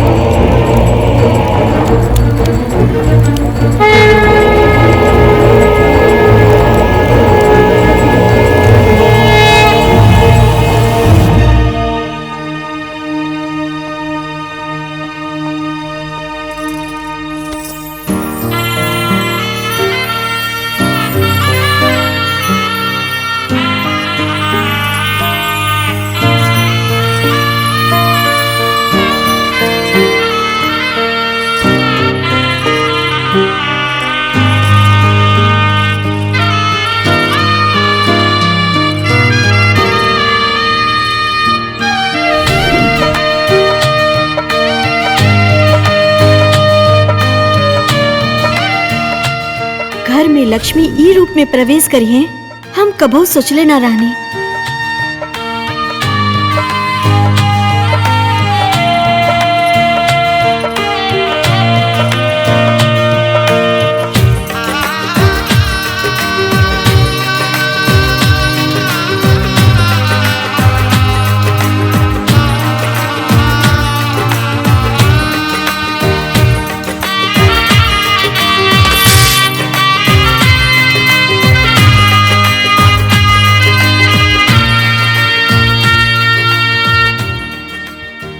सब है, मुंह दिखाई की रस्म कर जाओ।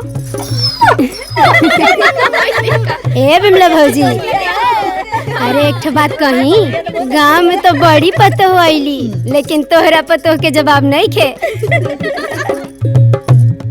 वैसे रौरे पतो के नैहरो नंगी चाहिए बा, कबो फुदुक के नैहर में त कबो फुदुक के ससुराल में।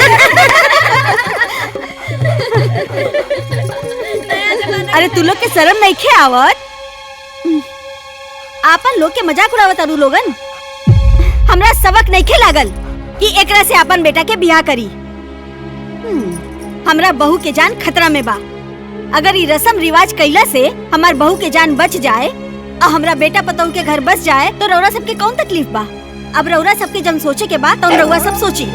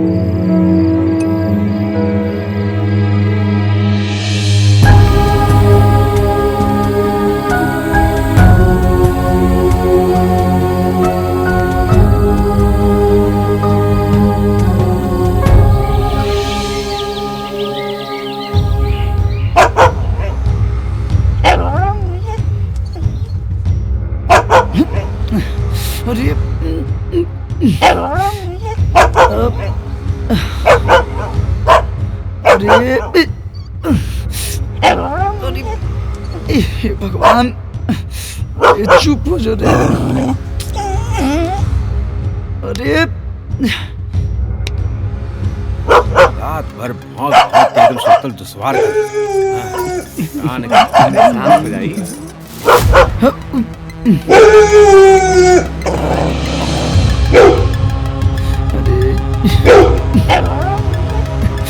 का भगवान, ये चुप, अब चुप चुप चुप चुप चुप हो जा रे। अब चुप चुप। लावा चाय। लो पिया वा। लो। अरे माँ माँ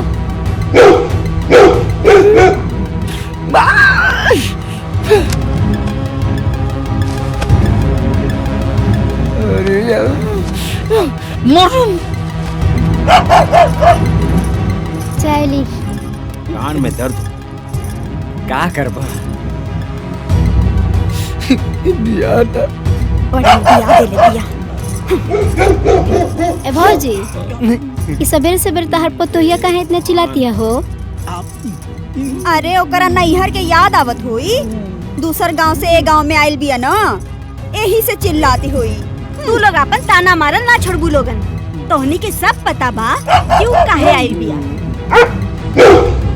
अब बाकी तो सभे के पता बा कि बहुरिया घर में आवेले तब भजन कीर्तन सुने के मिलेला। अब मजबूरी है ना बा, जब तक बेटा के ग्रह नक्षत्र कट न जाओ और बहू घर में आ न जाओ तब तक सुने के पड़ी। सुने के आदत डाल लो लोग।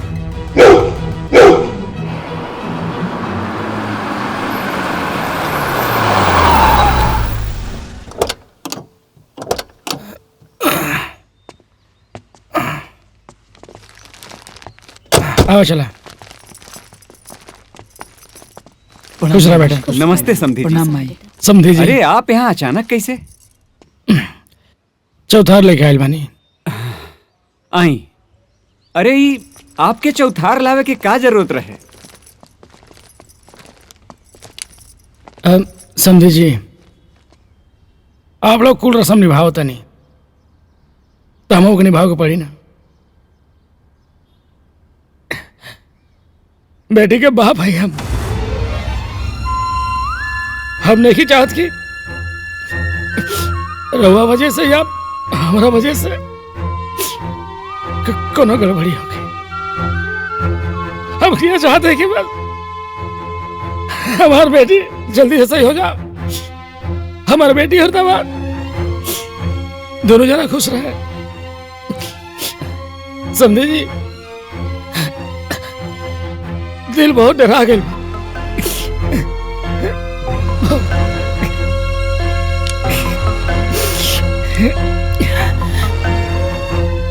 जैसे ब्याह भइल रहे तो कहाँ बाड़ी? हाँ आई अंदर बा, आई अंदर बा।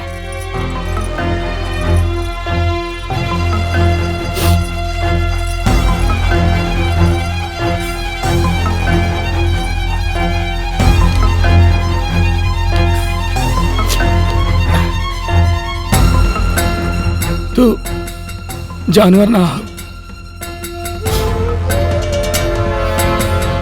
इंसान भी ना हो।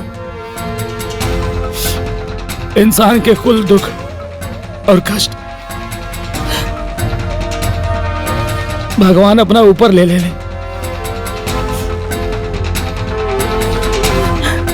हमरे खातिर तू भगवान हो, भगवान से भी बढ़कर हो।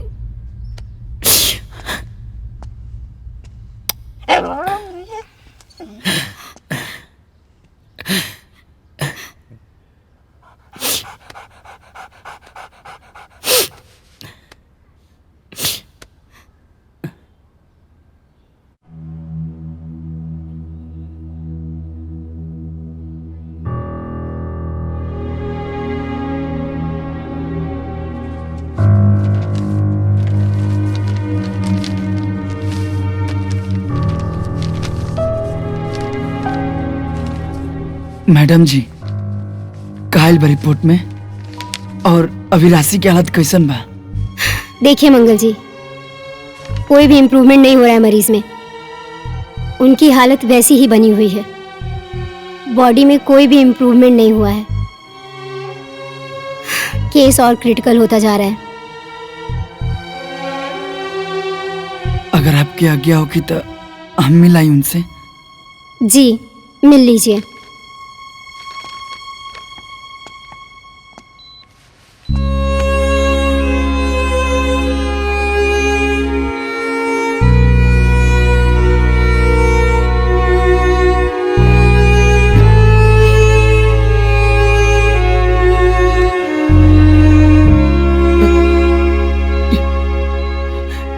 राशि, ए राशि, सुना ना राशि। अरे तू एजा लेटल बड़ू और हो जा तुहार सबत घरे आ गइलो। उठा ना,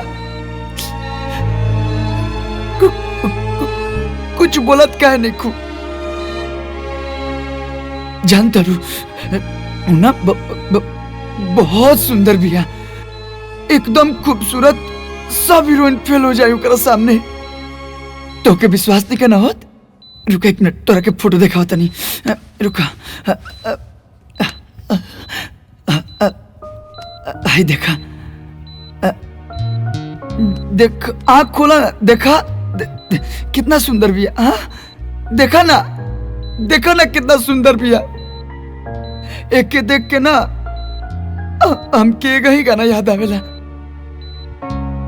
जैसन सोचले रानी ओइसन धनिया मोर बाड़ी, सावर नगोर बाड़ी। देखा ना, अरे एक बार आँख खोल के देख तला राशि।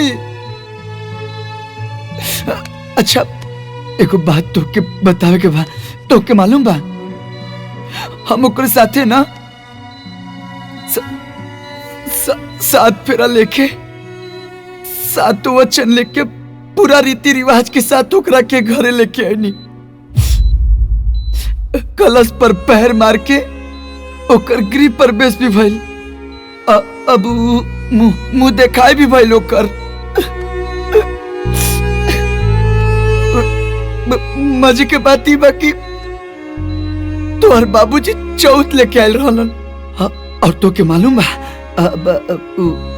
सवेरे सवेरे ना ओकरे भजन से हमर माई बाबूजी जागेलन। लेकिन तू बिल्कुल चिंता मत करियो।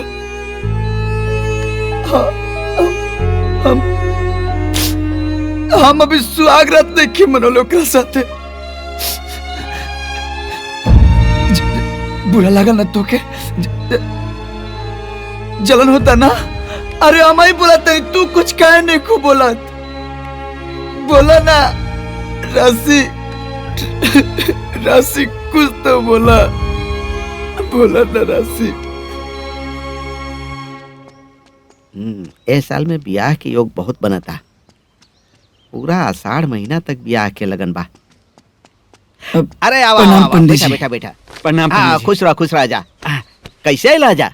रोवा जौन कनी हमने सब कहनी जा, लेकिन फिर भी राशि के हाथ में कोनो सुधार नहीं के होत। जी अच्छा रुका देखा थी।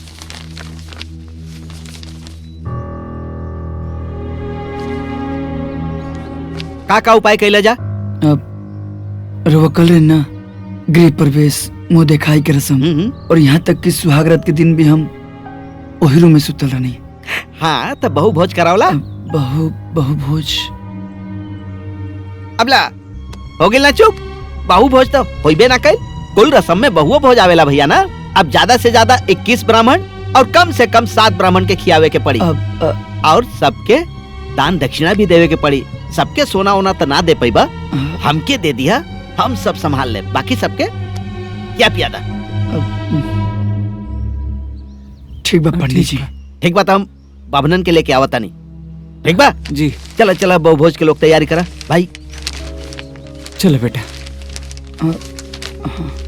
चलत हैं पंडित जी। प्रणाम। हाँ खुश रह जा। खीर और बनवा दिया?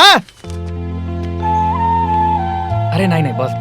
अरे बस रहता हो गए। अरे 2 पूरी दो। हाँ अरे हो गए भाई बस। हमारी भाई बेटा पकवान तो बहुत बढ़िया बना दे दा। हाँ दा।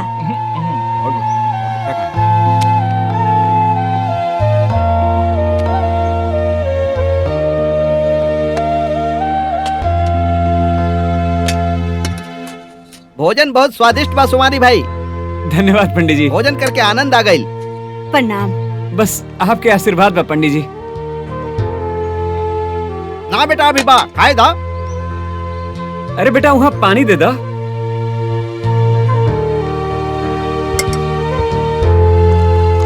पकवान बहुत बढ़िया बनल बा।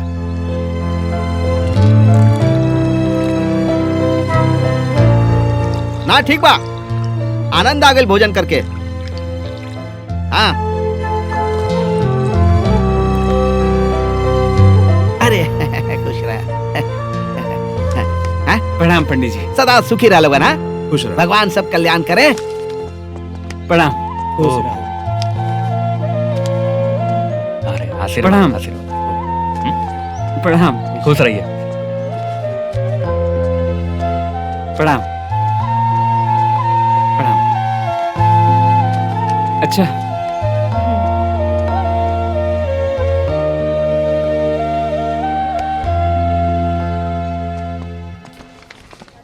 प्रणाम मैम। जी हम राशि से मिल ली। हाँ जाके मिल लीजिए। जी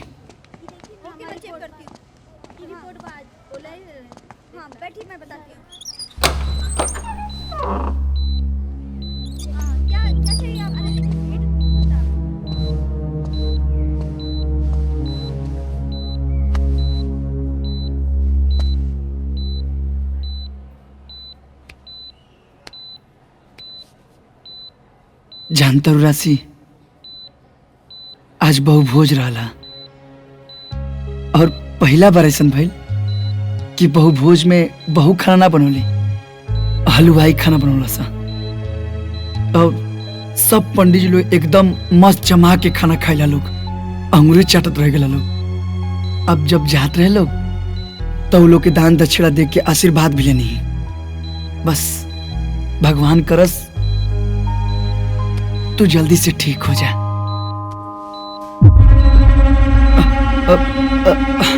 राशि,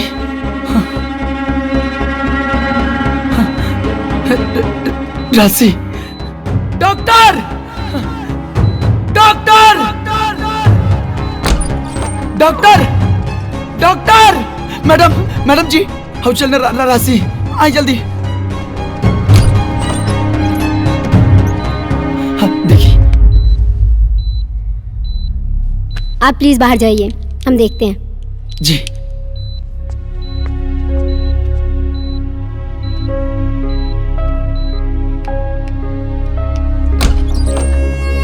ये पकड़ो जरा। इम्प्रूवमेंट हुई है, अच्छी बात है। अभी हम नई रिपोर्ट निकाल कर देखेंगे, उसके बाद हम आपको बताएंगे। आप घर जाइए। ध्यान रखिएगा। नर्स, तुम पेशेंट की नई रिपोर्ट निकालो। बाबूजी। हाँ बेटा। जानते हो माई, आज राशि पलक झपकली, ऐसा लगता कि पूजा पाठ के असर होता। आज करवा चौथ के व्रत हा, अगर बहू ठीक रहती तो दोनों आदमी व्रत रहती जा। अरे सुमारी भाई। अरे पंडित जी आई। अरे खुश रह जा, खुश रह जा, खुश रह जा। अरे का करी भाई, आवे के पड़ल। पैसा ले ले बानी, ग्रह उतारे के ठेका ले ले बानी, सब ध्यान रखे के पड़ेला ना। यह बतावे आइल बानी कि आज करवा चौथ बा। पंडित जी पता बा कि आज करवा चौथ बा? हाँ पता बाता बेटा, सवेरे से कुतिया दुल्हन के कुछ खियोले पियोले ना बड़ा, काहे कि करवा चौथ के व्रत आज कुतिया दुल्हन के भी रखे के पड़ी और राशि खातिर तोके भी रखे के पड़ी। लेकिन हमके चली हम तो रख लेम, लेकिन ये इंसान थोड़ा नहीं है कि समझा बुझा दिया जी कि तू आज मत खो। अरे मानी घर में घूमत फिरत कुछ खा ले तब। अरे भाई आज पूरा दिन तू लोगों ने के बांध के रखा और ध्यान रखिया जा कि कुछ खाए पिए ना पावे, कोनो चूक ना होके के चाहे भाई, ना तो बाद में हमके दोष मत दिया भाई। अच्छा प्रणाम पंडित जी। खुश रहा लोगन।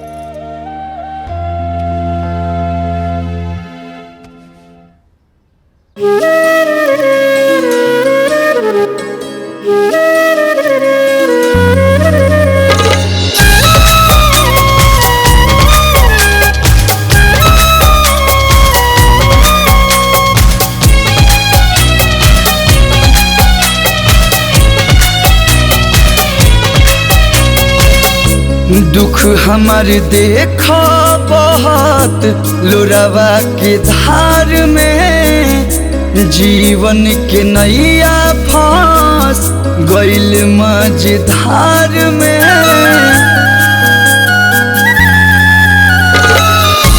दुख हमार देखो बहुत लोरावा के धार में, जीवन के नैया फांस गइल मझधार में। महतून का सोझाया के खाड़ दिया शान से, हमर जान के जिया दो चंदा कही के भगवान से। ये एहसान चंदा कही के भगवान से।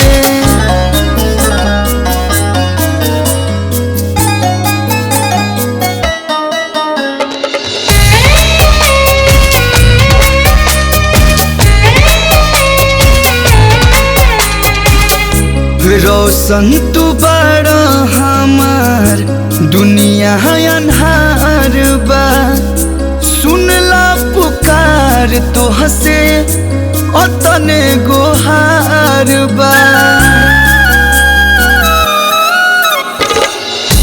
रोशन तू बड़ा हमार दुनिया अन्हार बा, सुनला पुकार तो हसे अतने गोहार बा।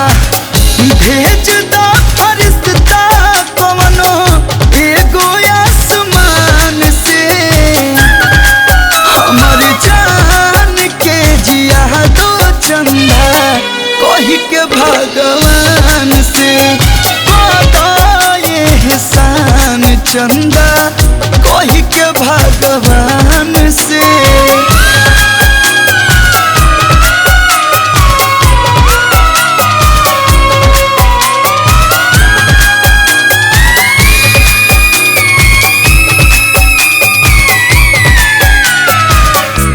बड़ी बहा उम्मीद जानी करी हा निराश हो, साथ जदि छोटी टूटी जाई विश्वास हो।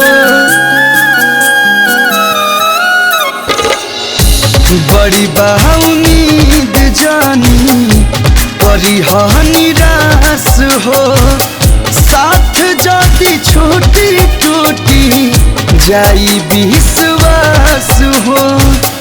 दूर न सवित्री के कर सत्यवान से, हमर जान के जियादा चंदा कोही के भगवान से। ये एहसान चंदा कोही के भगवान से।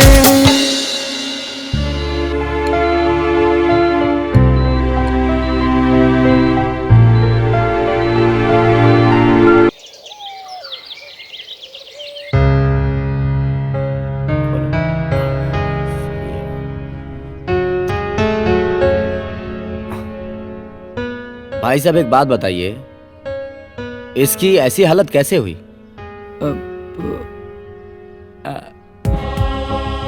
वो कल करवा चौथ था ना, तो इसने भी व्रत रखी थी।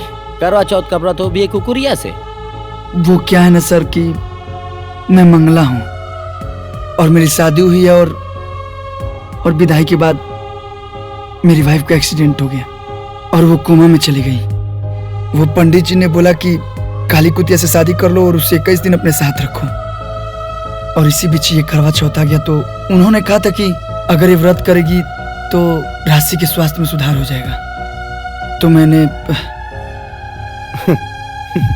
किस जमाने में जी रहे हो भाई साहब आप लोग? आजकल के जमाने में भी मंगला मंगली के चक्कर में पड़े हुए हो। एक बात बताइए, इस मासूम की जान ले रहे हैं आप लोग? अरे मुझे तो जानवर ये नहीं आप लोगों में दिखाई दे रहा है भाई।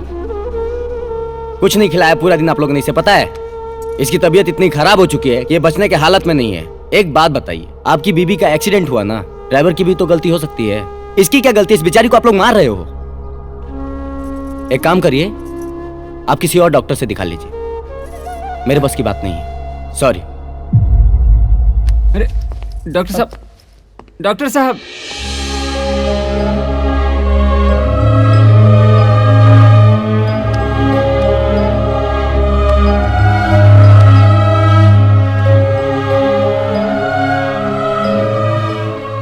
डॉक्टर साहब सही कलान, ये जानवर ना अपना स्वार्थ खातिर हमनी के जानवर बन गए बन जा। ये मंगल ग्रह कर जान ले या ना ले, लेकिन हमनी के जाने कर जरूर ले ले जा। अरे राशि के जान बचावे खातिर एगो बेजुबान के जान ले कहां से उचित बा बाबूजी? विधि के विधान क्यों नहीं मिटा पौले? तो हमारा किस्मत में जोन हुई वो हमके मंजूर बा। हम एकरा के और अब कष्ट नहीं के दे सकत। आज से एकरा के हम आजाद करतनी, जातनी छोड़े।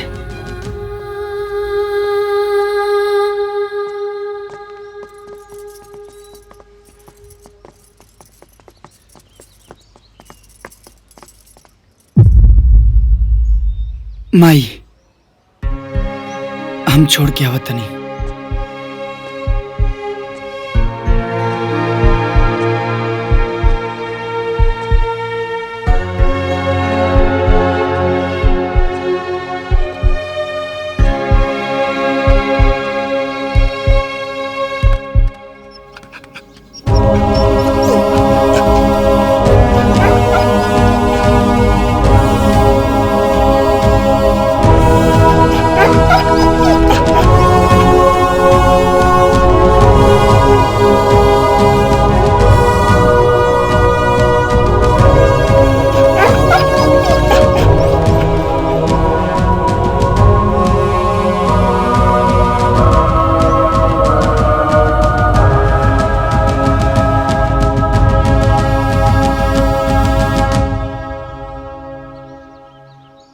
देख लो माई, बंधन से खुलते ही लगता क्यों करा के नया जिंदगी मिल गई।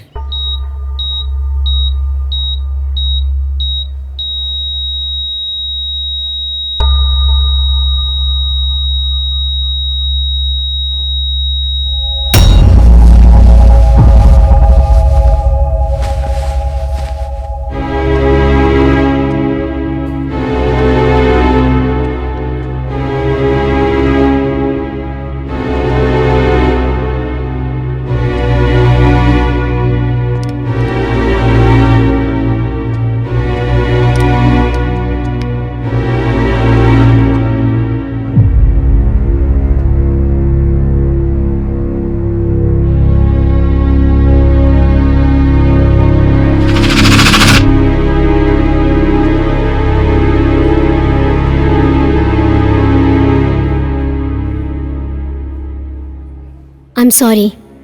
She's dead.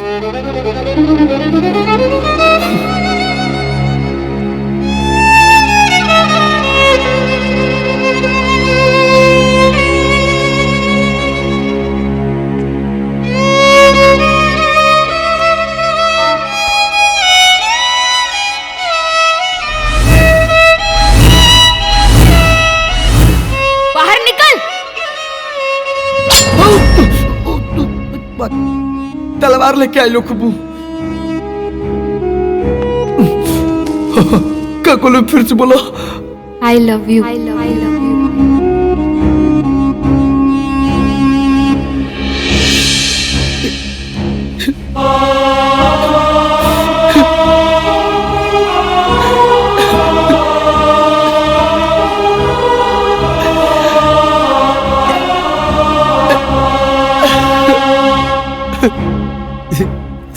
जैसे लोग कहा था कि जेकरा में मंगल दोष होला, अगर ओकर शादी हो जाए तो दोनों में से केहू एक आदमी मर जाए। राशि, अगर आपके दुल्हन बनके एक पल भी जी ली हनीना, तो वो पल एक सदी के बराबर हुई।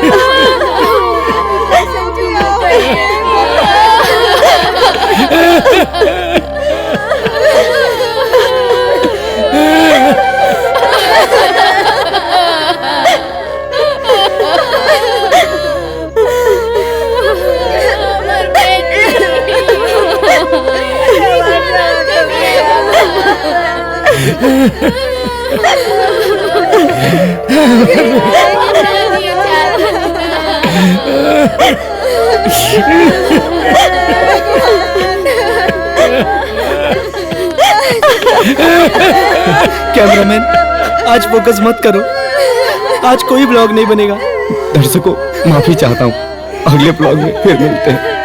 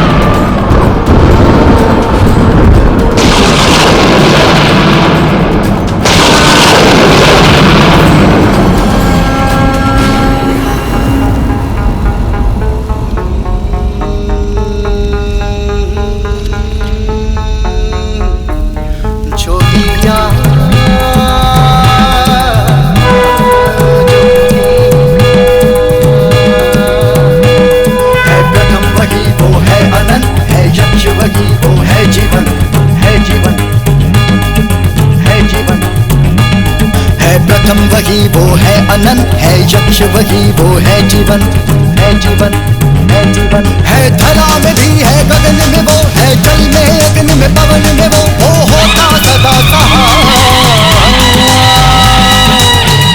नमः शिवाय, हरि ओम नमः शिवाय, ओम नमः शिवाय, हरि ओम नमः शिवाय, ओम नमः शिवाय, हरि ओम नमः शिवाय।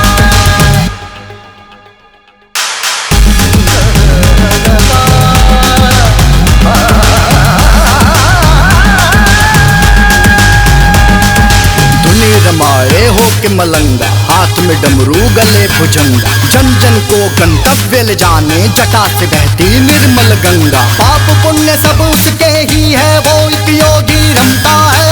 शिव सत्य है अविनाशी, वो ना इनका ना उनका है जीवन में है मरण में वो, है पूनम में है ग्रहण में वो शून्य है वही एकाकार। ओम नमः शिवाय, हरि ओम नमः शिवाय, ओम नमः शिवाय, हरि ओम नमः शिवाय, ओम नमः शिवाय, हरि ओम नमः शिवाय। सरे सरे गा रे गा रे गा पा गा पा गा पा नी पा नी पा नी सा, पा नी सा गा नी सा नी पा नी पा गा पा गा रे गा रे गा रे सा सा सा सा। तीनों लोक के त्रिनेत्रधारी, शिव शंभु सबके अधिकारी, औघड़ अलहड़ प्रेम में पागल, गौरा मैया जिनकी दुलारी। सुर सरगम और साज में वो है, कल में भी और आज में वो, हर ज्ञानी के ज्ञान में बसता, भक्तों की आवाज में वो। अध्यात्म वही विश्वास में वो, हम सबकी चलती सांस में वो, सब शरण में शीश झुकाए। ओम नमः शिवाय, हरि ओम नमः शिवाय।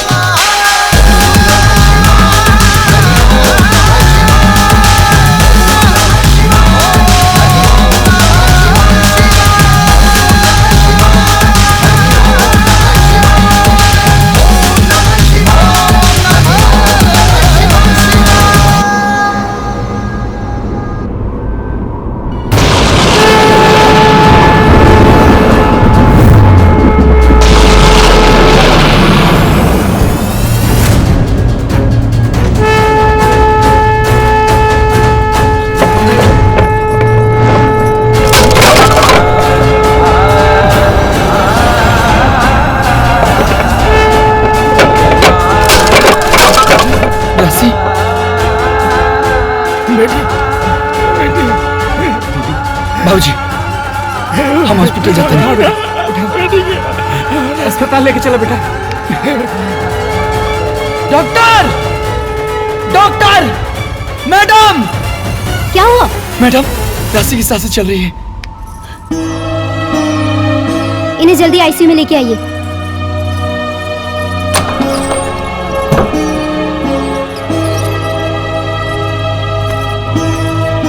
आप बाहर जाइए, हम चेकअप कर लेते हैं। जी। नर्स, जल्दी से ऑपरेशन की तैयारी करो।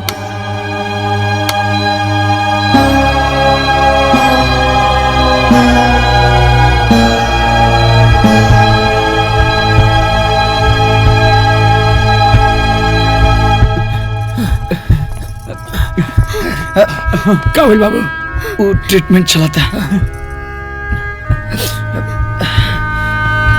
अरे भगवान जी, हमारे बेटी की बचा, हमारे राशि के ठीक करता।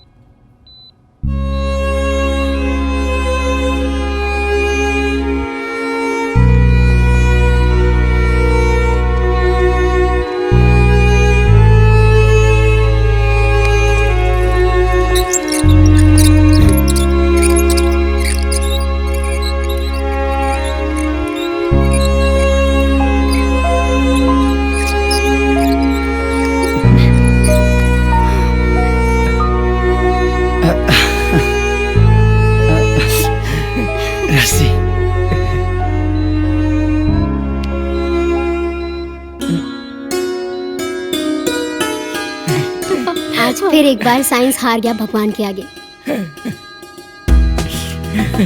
ये कोई चमत्कार ही है जो आपकी पत्नी मौत के मुंह से निकलकर जिंदा वापस आ गई।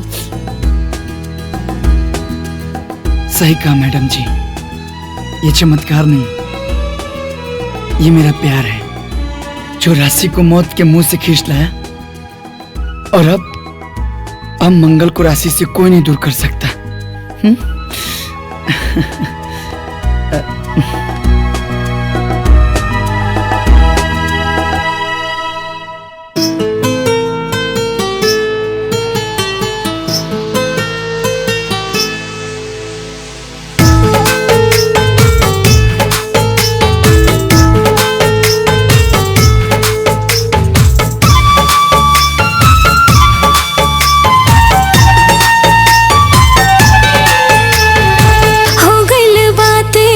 बाबिन बोले चलली मान तोरा ओरी होले होले। हाँ, हो गइल बाते गो बाबिन बोले चलली मान तोरा ओरी होले होले। गजरा कलम के काम कैलस, दिल पे गजली लिख गइल। होठवा हाँ हाँ हाँ होठवा करेला माना बाकी अखिया में प्यार दिख गई।